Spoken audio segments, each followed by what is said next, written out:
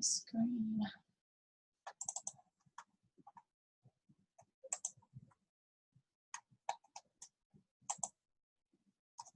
All right, can everyone see the PowerPoint there now? Yes, great, okay. Well, let's get started. All right, so this first part of the talk is just going to be about the unit, so SSD1. We'll go through the timetable and what's going on with labs, the learning tools that you've got available to you to learn how to scan the abdomen, the assessments, some tips about feedback, and also professional behaviour, which is obviously very important as well. So everyone that's trying to get in, Celia's just going to be putting a message on the Moodle site. So if you're in contact with any of the other students that are trying to get in, she'll be in touch with them via Moodle shortly.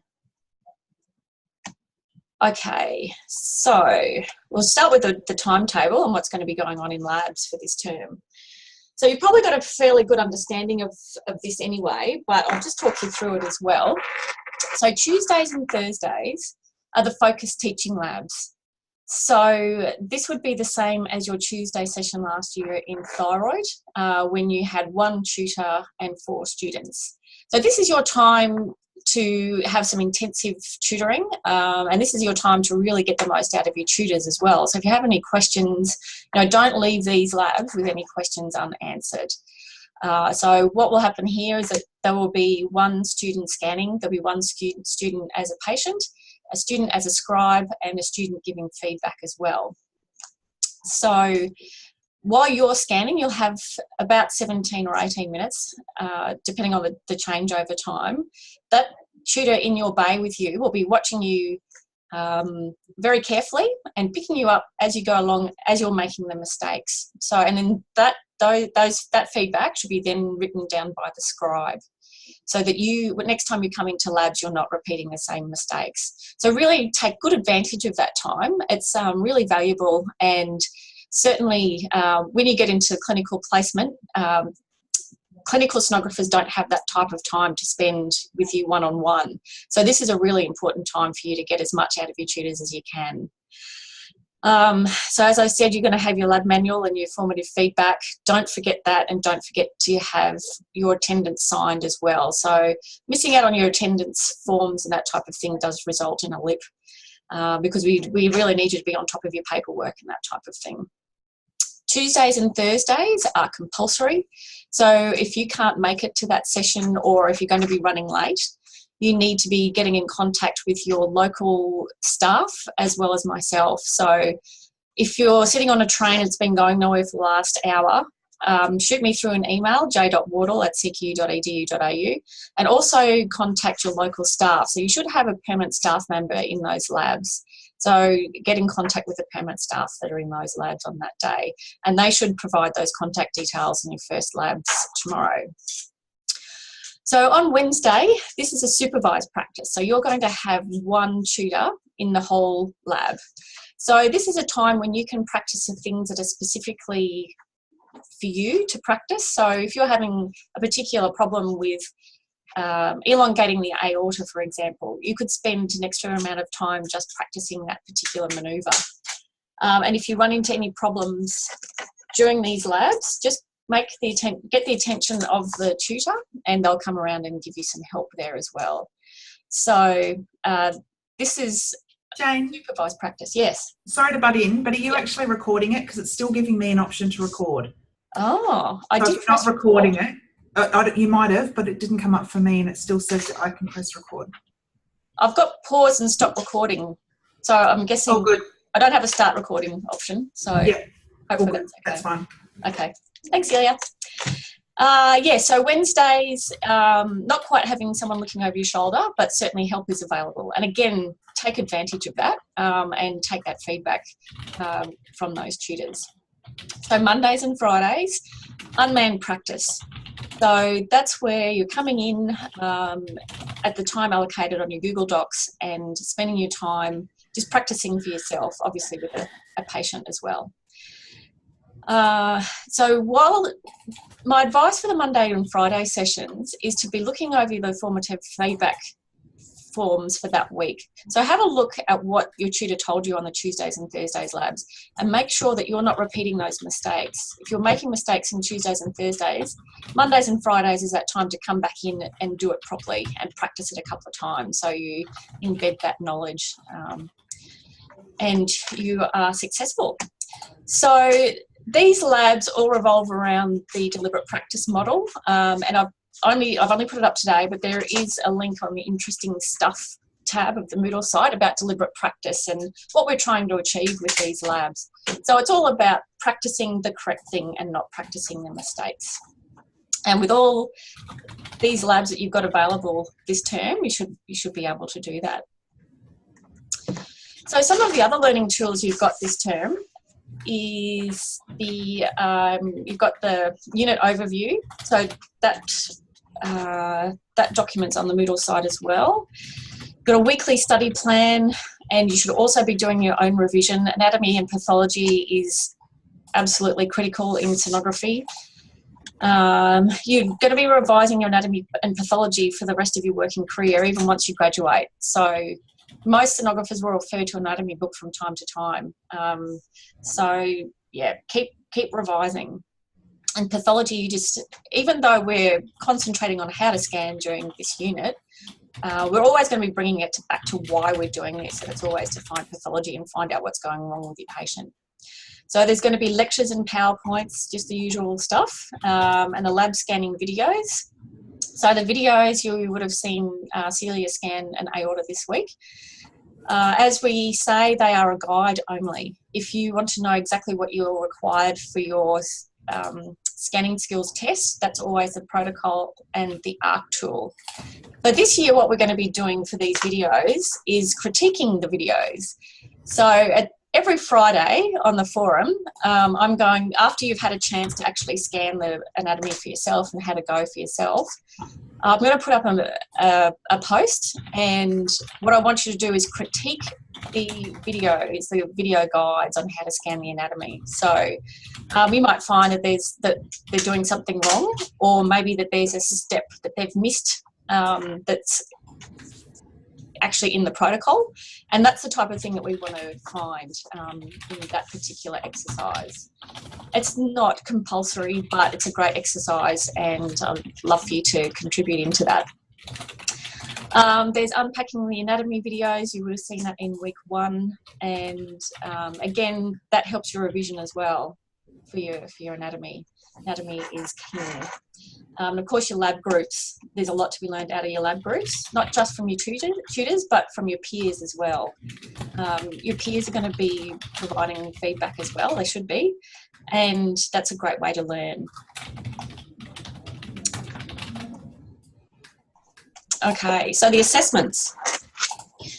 I guess the big one is the practical skills test, which is going to be the abdomen this term in week 8. So as we get closer to week 8, we'll have another Zoom, obviously, and go through that a little bit more. But essentially, it'll be, you've been through a practical skills test now, so it won't be something completely foreign to you this term. It'll be a 45-minute time frame to get the abdomen done. So, as I said, because you've done a skills test before, you should have a reasonable good idea of what to expect for the skills test. The written assessments, so that's all your lab agreements and logbooks and things like that, are due. There's some documents due on Friday, and this Friday, week 1, and also in week 12. So that'll be all your formative feedback sheets and that type of thing. There's 2 online quizzes in week 4 and week 9. Again, they're not new to you, so you should know what to expect for those. There's the on-campus activity, which is a professional behaviour, which we will talk about some more. Very important, and that is again due in week 12. And this year we've got the practical and the written test for the pelvis, which is due week 13. So after we finish the abdomen scanning skills, we'll move on to pelvis, and you'll be needing to collect some images and have a reflective written report about that. But there will obviously be more information about that later in the term. Okay. Sorry, I keep going backwards. So the quizzes, as you can see from this, week 4 and week 9, as I said.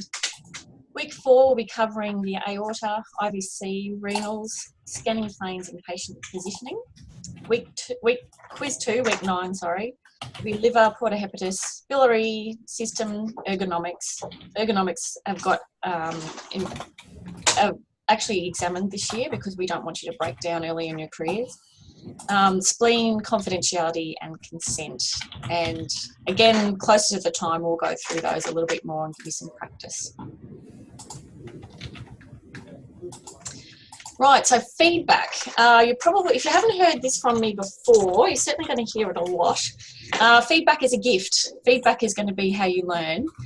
And learning is obviously going to get you to be a sonographer.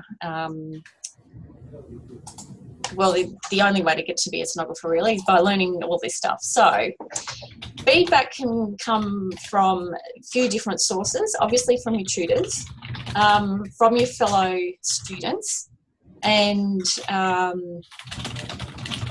it's to be used and practice. And again, it comes back to this deliberate practice model that we're using. So please ensure, if you are the scribe or the person who's giving feedback in your 1-on-4 tutorial sessions, make sure that you are giving feedback.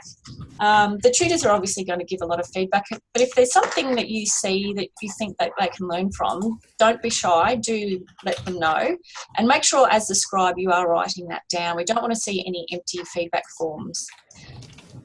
And, you know, by giving feedback to your fellow students, that's actually a good tool for you because it's constantly keeping you engaged in that scanning, and it helps you reinforce your knowledge as well if you're giving feedback to your fellow students.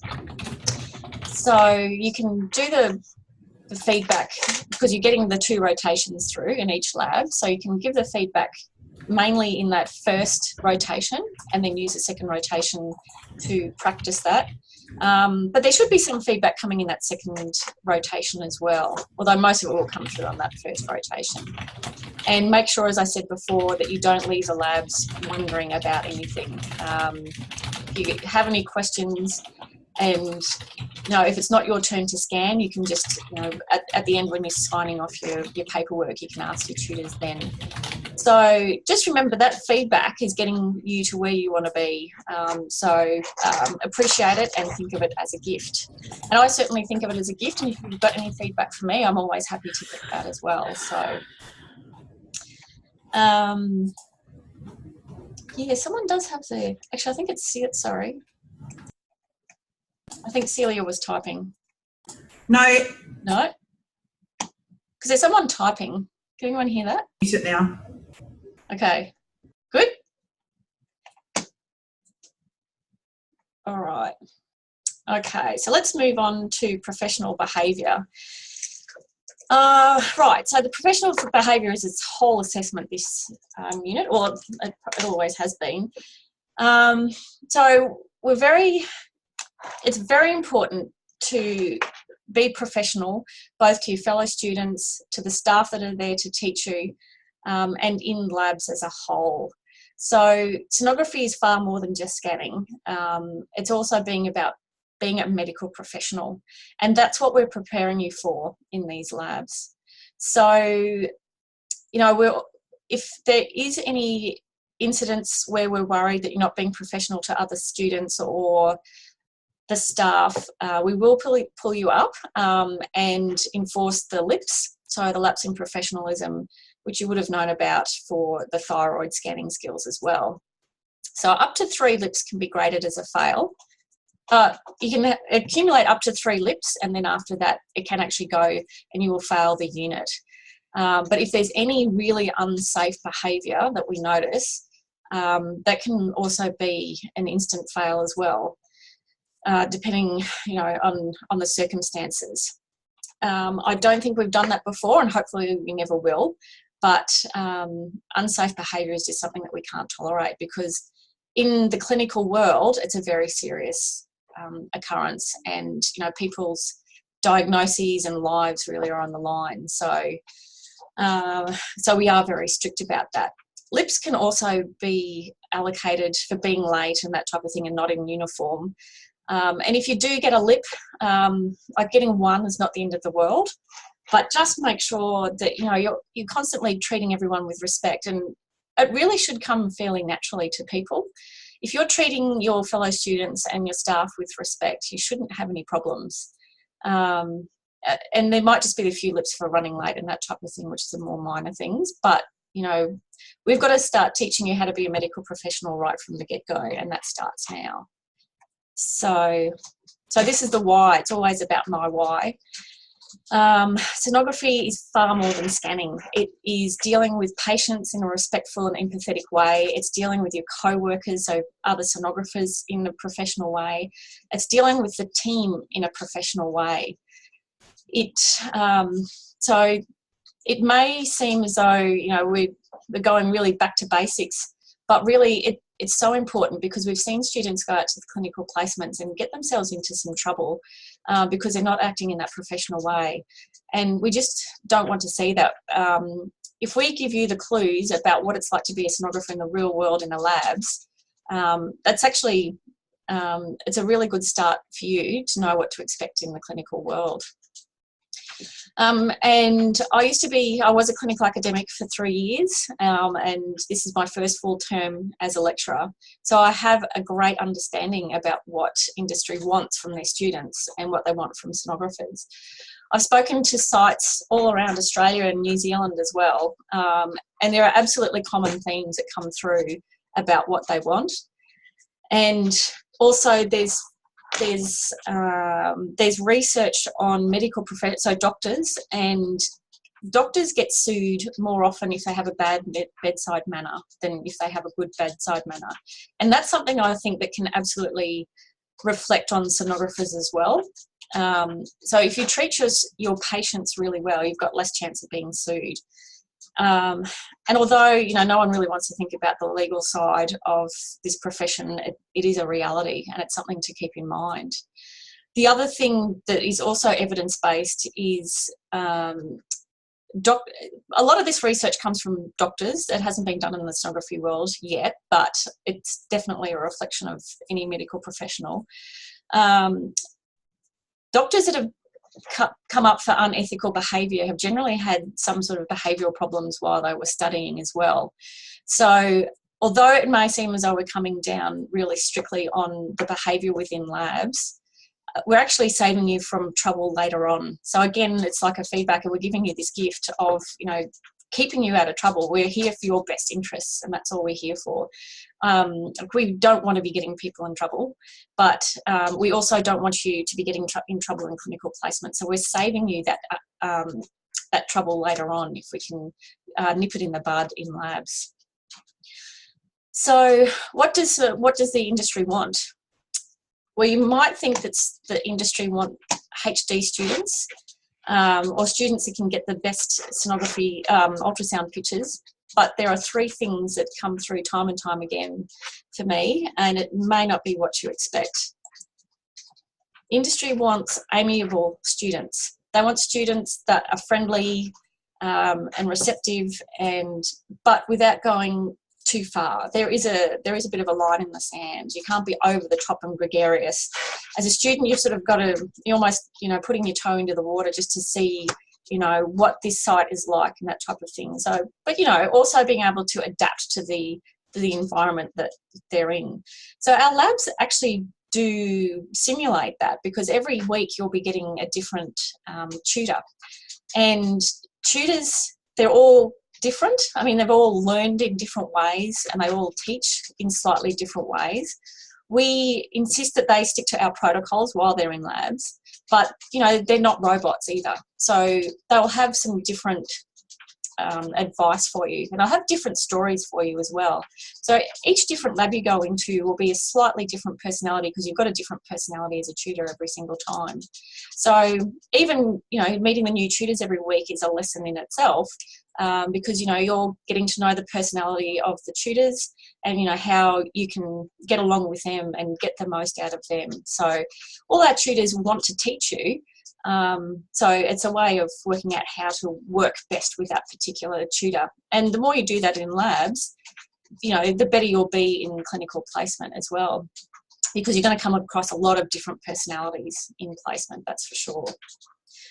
The other thing that industry wants is being teachable.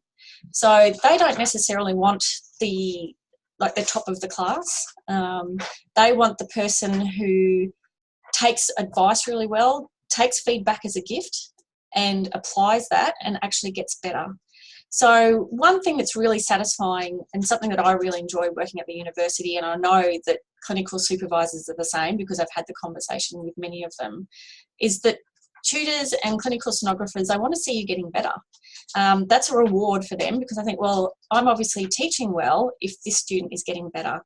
So if they can teach you, then they're happy. Even if you go in there and you're still not quite getting the kidneys correct, for example, if they see you getting better at kidneys over your 5-week placement, they will be happy with that. They don't want to see you stagnate, and they don't want you talking back to them in a way. So if you're talking to a clinical supervisor or even a tutor who's got, say, 10 years experience, there's a good chance they know more about scanning the kidney than you do. So the last thing they want to hear is someone saying, oh, but that's not what they do at uni, or that's not what I do, and that type of thing. They want to see you take that feedback on board and grow with it. And you'll find that that will get you a long way.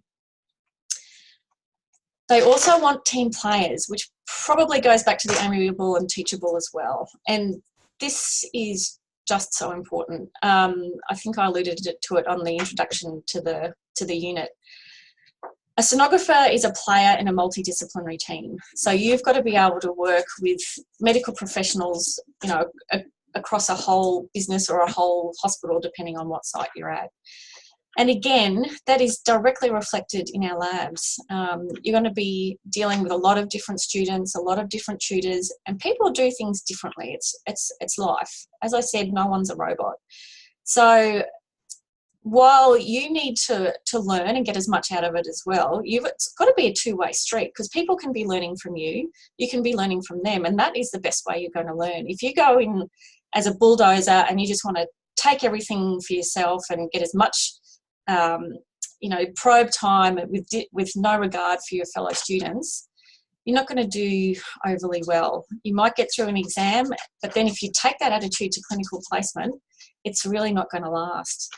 So being a team player, I can't tell you how important that is enough.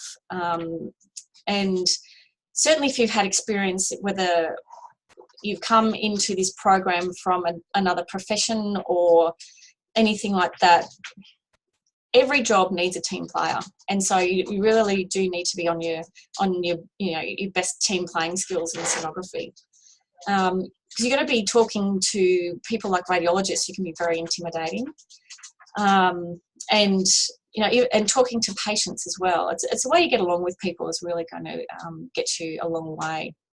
So yeah, I really hope you understand why we're doing this in labs.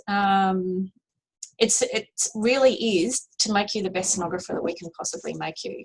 And yes, SSD1 is all about getting nice pancreas pictures and getting around gas and giving you tips and techniques for that as well. But as I said, there is so much more to sonography than just the scanning skills.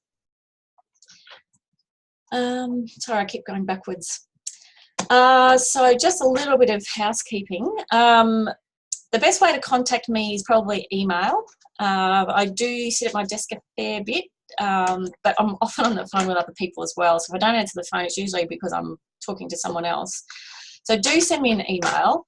If I haven't responded within 48 hours, please resend. The inbox can become a very busy place sometimes, depending on what's going on. So please don't take it personally.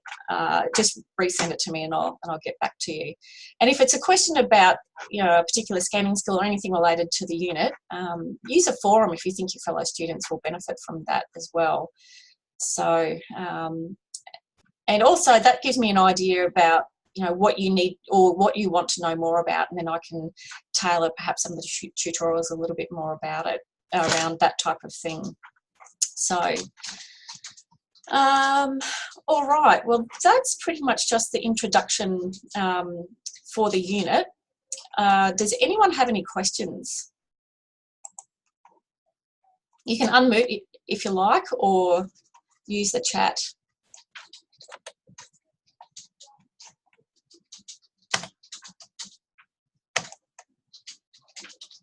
Is there anything you'd like to add, Celia? I was actually going to add something. I've unmuted now, haven't I? Yes. Yeah. Sorry, I had all these emails coming in from students who couldn't get in. Yeah. And I was trying to do that in a hurry, and I know I didn't even look to see that I was typing. So apologies for annoying you all with my typing. I did release Google Docs this morning. However, attached to it was the note saying, please make sure you only book in at the allowed time, and Jane would cover that in the tutorial, which hadn't actually happened. And 3 campuses had an impact of students just going straight on it and booking. So rather than give them lapse in professional, I did say no bookings, read your email, which it's actually written there for the link that they had to click to get to it. So why you guys didn't read it is a bit beyond me, but anyone else who books in from now on will actually get lapse in professionalism points if they haven't put it in at the right time. Also, I did also say that you have to use your CQ email address. Any other email that requests access will just be deleted. I don't respond. I delete it. It has to be the CQU address. So please keep that in mind. That's for any communications via email as well. So we've got to keep it on the CQU system. And professional, not just sending point dots or screenshots like I've got today from a few people. We expect emails that we can read and that are professional. A bit of light humour is fine, but we need to know what you're talking about. Yeah. Yes, I should have covered that in the professional behaviour. The written word can be easily misinterpreted. So I would suggest that all forum posts and emails and things like that, good sentence structure and that type of thing. And also so that we know exactly what you're talking about too. Yes, there was an error with the Moodle submissions for the consent form and lab agreements, I think it was. That should have been fixed. So I would have fixed that, I think, at about 10 o'clock or so. So if you've tried since then, it should be working. And let me know if you've tried in the last, 40 minutes, 10:55. Okay, I'll have another look at that. Can I just ask as well, because I know that you're speaking very valuable information, but I haven't been listening because I've been focusing here. Don't go there, Jane. Did you mention when people are allowed to book in for Google Docs for this first 2 weeks? Have you said that? No, I didn't actually. Okay, so it's from 7 o'clock tonight. 7 p.m. your local time is when you can start booking. The reason it's done at this time is so most people, even if they're on campus or whatever, they've got time to get home. There should be no issues. From 7 o'clock your local time, you can start making bookings. That's it. And on each document, it does say when you have to make your bookings by, because after Thursday night at 11:59 p.m, once it hits midnight on Friday, not that you guys should be up then, but if you are up then, you can book in for you can grab any sessions that weren't taken. And if that was your session and you forgot to book in, you actually lose it. So you need to be on this and put yourself down for your practices. Yeah. And that's 7 o'clock Western Australian as well? So because they're all local time. They're all local time. So it doesn't actually matter. We want to make it as fair as we can. So I know some people may not get access to be able to put their names in, before 5 or whatever. So we'll make it 7 o'clock Western Australia time as well. So Celia is very graciously helping me with lab rosters and Google Docs. Thank you, Celia. So yes, that's just for unmanned pracs, Emily. These are Google Docs. Oh, Wednesdays. Google Docs is Wednesdays as well? Google Docs is not Wednesdays. Wednesdays are manned practice. So you go in the lab group that is designated for that Wednesday, and everyone gets 45 minutes. So if some people didn't turn up, then that group of 2 people do not get an hour and a half each. Everyone gets 45 minutes. It's not a set lab time. It's a set man practice time. So that's where the professionalism and the teamwork comes in as well, please. Yeah, absolutely. So if you're not going to be turning up to the MAN practice on the Wednesdays, you really do need to let your fellow students know as a common courtesy and not to let them down. Work together as a team. Google Docs was sent to your email. Yes. Oh, there you go. Everyone's answered it anyway. Emailed. What do we do if we swap days with someone who in practice and we're doing 2 sessions in one day? That's okay. That was covered it's on the Google Docs as well. Yeah. If you swap it with another student, sorry, Jane. No, you go. If you swap it with another student, you have to note on the Google Docs who you swapped with. Like both, if I wanted Fridays and Jane wanted Mondays, I would have my 2 on Friday and I'd put as swapped with Jane for 1, and she would put swapped with Celia or words like that in lieu of session with. But you have to name the person you've swapped with, because if we see one person down twice before the midnight Friday, then we delete it and send a lip because that was not booked in properly. So you need to document it. This is just pure professional communication. This is what this is about. Yeah. I just saw another question. Is it always 7 p.m. each week on Mondays? No. No, it's if you go to Google Docs or the email that was sent, it is whenever it's released. So right now I've released week 1 and 2. Next week, because I want to give you guys time to get to know people and actually, no, it's not 7 o'clock tonight. It's 7 o'clock tomorrow night, Tuesday night, not tonight, because you guys need to be able to talk to each other in labs and see who wants to be whose partner. So there was no point doing it tonight because otherwise you wouldn't have, you may not. I think I'll put on the Moodle site that it was 7 o'clock tonight. I'll have to change that. Well, we can leave it for tonight for this chance. But what it will be is whenever it's released, there will be a forum post. It will say the next weeks will be weeks 3 to 5. And now on Google Docs, they can be accessed from 7 p.m. whatever. It might be Wednesday night, it might be Tuesday night, it might be Thursday night. It's whenever it's uploaded. There's not a set time. It's not Monday at 7 o'clock every week. After weeks 3 to 5, I'll probably release break week and the rest. So just be prepared. There'll only be 3 releases, so it should be easier. Okay. So tomorrow you add your name to everything that's there at the moment, which is Friday of this week, Monday and Friday of next week. Okay. All right. That looks good. Have I missed any questions? I did go pretty quickly there for a while.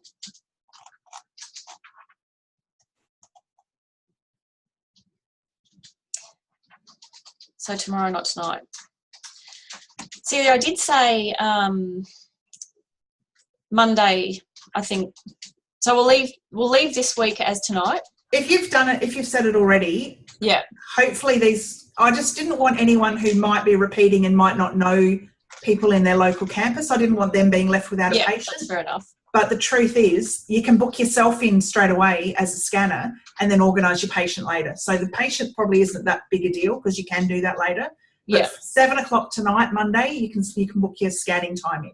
For this week only? For this week and next week, for whatever's available. So it's weeks 1 and 2. Yeah. Book it all in, and then once you have your labs tomorrow, then you might like to look at who your patient's going to be. Yeah, okay, that's good. Yeah, so 7 o'clock tonight, everyone. Buttoned up shirts for lab clinical, is there a preference with blue or white? No, I don't have a preference. So as long as you're looking neat and professional in one of the correct shirts, that is fine. So I'll give you some general tips and tricks about SSD1 that's coming up. What you're going to notice first is the abdomen is very different from the neck, and so you can use a lot more pressure on abdomens. And one thing I've noticed, I've done the tutoring in labs before. I've never been unit coordinator for SSD1, but certainly a lot of the very common feedback I give is to push harder. This is also a good opportunity for you to practice your patient communication skills. So if you're feeling a little bit nervous about how much pressure you're putting on your patients, that's where you need to open up your dialogue with your patient and make sure that they're comfortable and that you're not applying too much pressure. I can guarantee you in 95% of the cases you won't be applying too much pressure. You really can push a fair bit harder than you think you can when you're learning these things. And pressure will also get rid of gas. So you're about to meet gas for the very first time, and it is the bane of your existence from now till eternity, I'm afraid. So using a little bit of pressure and pushing that gas out of the way is a really good technique for optimising your images as well. So my advice is, like, particularly in these first couple of weeks, experiment with how much pressure you can use and be open communications with your patient, and you'll soon work it out. I've just got another question here. Also, will we be ordering more CQ polos? Just want to get in early for placement as well. That goes through the bookshop, so I'm not quite sure how that works, Anthony. So I'd get in contact with the bookshop about the CQ polos. Where do I find the attendance sheet? The attendance sheet, or you need to be signed off. It's in your formative feedback documents towards the end. I can't remember off the top of my head. It is a formative feedback document, Celia, where the attendance is. Yeah, just wanted to double check that. So that document is about 18 pages long, or even more, I think, and you'll probably find it right at the end. Hi, Jen. Yep. Can you hear me? Yeah, I was looking at the formative feedback form. The last page is scan lab record page. Is that the attendance sheet? I was looking through it. I just don't want to miss it somewhere on the Moodle. It's the thing at the end of all the formative feedback. So you've got each week, and the last thing is the attendance form. And it's got all the weeks laid out, and it's got in grey where you don't need to get a signature from the tutor. It's on the last page of all the of the very book. Okay. So as long as it's the same document as the scan lab record and formative feedback manuals, that's the same. That's one document. Yes, that's right. Okay. Wait, did you just say the lab agreement? No, I was looking at the formative feedback manual. So this is the same as attendance sheet. At the back page? Yes. Okay, yeah, thank you. Yep. Okay. So harmonics for aorta. Yeah, so there are a few different, I'll go through the aorta in the next section of the lecture. So I'll talk about harmonics then, Kelsey. Do we need to have the button-down shirts for clinical placement? You can wear the polo shirts on placement now. But you can wear either, basically. I only wear the white button-down shirts. Yeah. Could you please talk a bit about the fasting requirement? Okay. How many hours before the labs can we eat? Okay, that's a good question. I'll just finish off the shirts for placement. You can wear the polos. But, yeah, obviously the white shirts are more than acceptable as well. So I guess it depends on what you've got. So the fasting requirements are nil by mouth for 6 hours, except for clear fluids. Which is not lemonade. Clear fluids is not, because people don't think it's a clear fluid. You drink lemonade, you'll be gassed out. And don't have yogurt the night before, just as a hint. Try to avoid gassy foods the night before, like cabbage and yogurt. Anything that's fermentable. So yogurt, cabbage, probably even, definitely not that drink, kombucha. Don't have any of that. Nope. Sorry. You'll have to have kombucha on your weekends. So the general spiel when we prepare patients for abdos is nothing to eat, drink, smoke or chew for 6 hours. So anything that you think could be gassy, water with a squeeze of lemon, that's all good. And so definitely no smoking, because smoking, as you can imagine, you're breathing in air, and some of that does go to your stomach. If you've had a really big talk to someone in the morning, that can actually cause a fair bit of gas in your stomach. So if you were to scan me after I've just presented this and talked for, say, an hour and a bit, I'm going to be full of gas and you wouldn't want to scan me. So you might find the afternoon students have a little bit more gas from that. But we can also get you to drink water as well to get rid of gas. So there's always tricks and tips to get around it. And peppermint tea.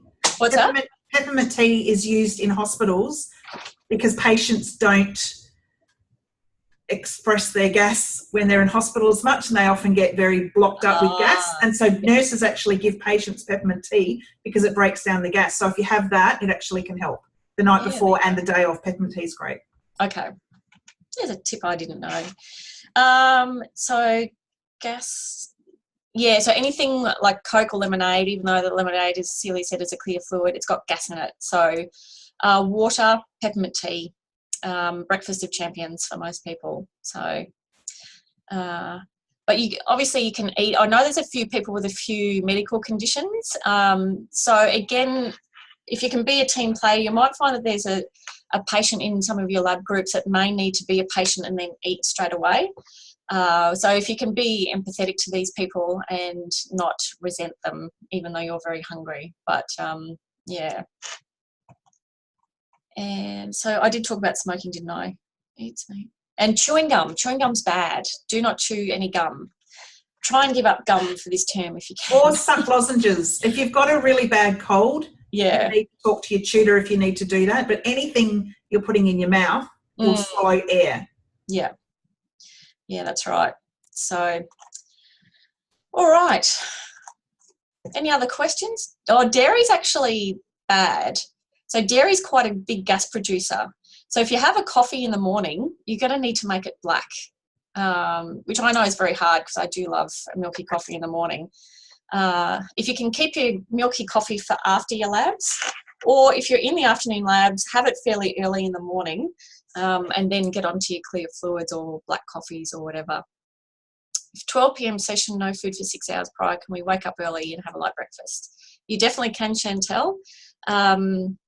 And the afternoon session is probably easier for people who can't fast for as long because you will only have that break for about 6 to 7 hours. So get up early, have something that's not going to be gas producing. So probably don't have yogurt for breakfast. That's the only thing I'd say. Probably toast. A low fibre diet's probably good for breakfast. So toast, stuff that isn't very good for you, white bread.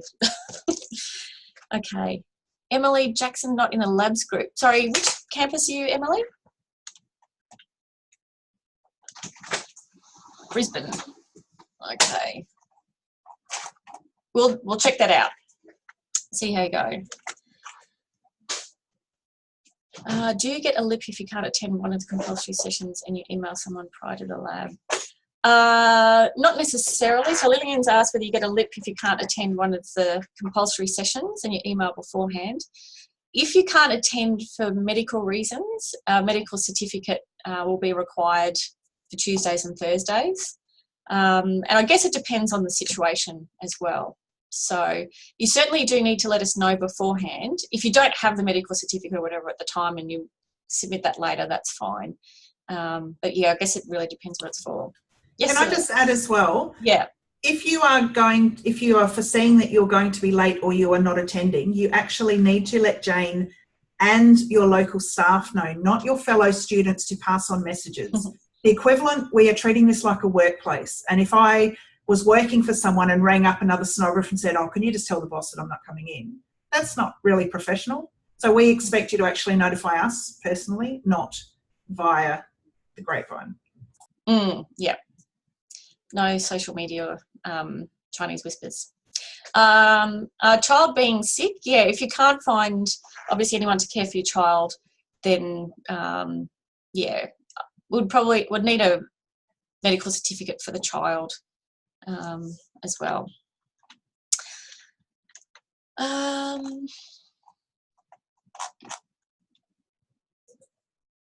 Okay. So last chance for questions. Don't run off just yet. I haven't finished all the names. So I was busy doing that. So just stay there. Do we need a formal shirt for the practical assessment? Oh, the polo's fine for the practical skills test, Leanne. So, no, Melissa, if you're in the 8:30, there's no food from 2:30 in the morning. So if you wanted to have a midnight snack, that would be okay. But you will need to come in fasted, except for clear fluids. So if that does end up being a problem for people, you'll need to get in touch with us. I've heard from a couple of people with a few different things, but yeah. That coffee and breakfast will taste great after the labs this term. For the aorta this week, no fasting for students. Yes, you do need to fast for aorta. We'll go through that in the aorta tutorial. But gas impedes looking at the aorta as well. Can you have sugar with a peppermint tea to keep your blood sugar up? I think that should be okay. Yeah. Sugar's not too much of a gas producer.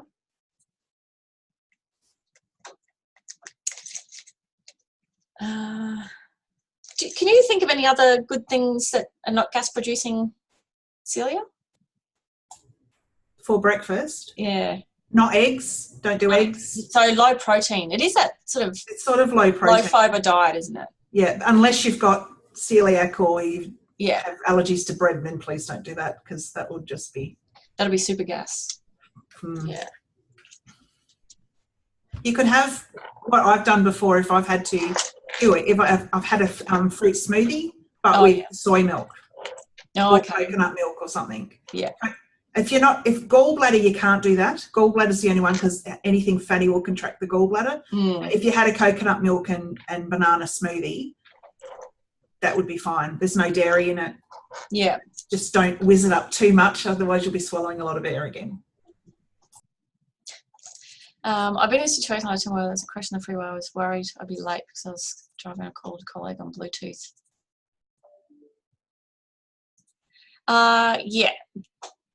So Molly has been stuck in a crash, wondering whether a colleague passing that on.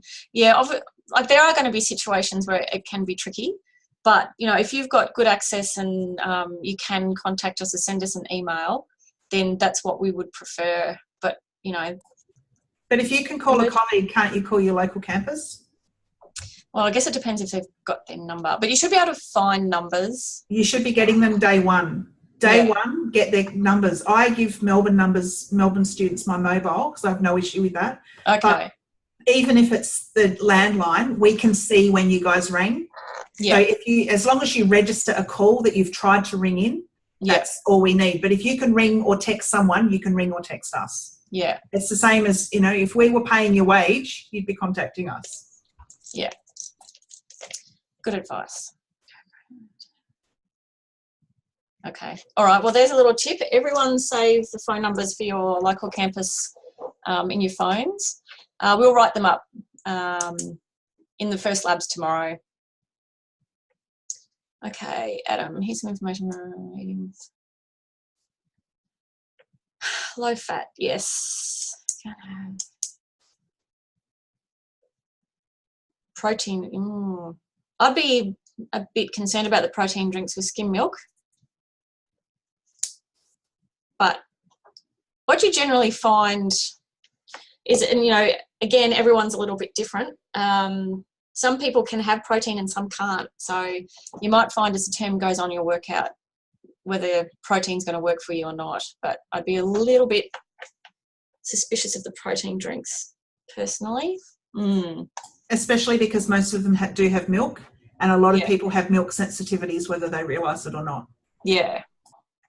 The evil lactose. All right. Okay. Do you have a question, Brianna?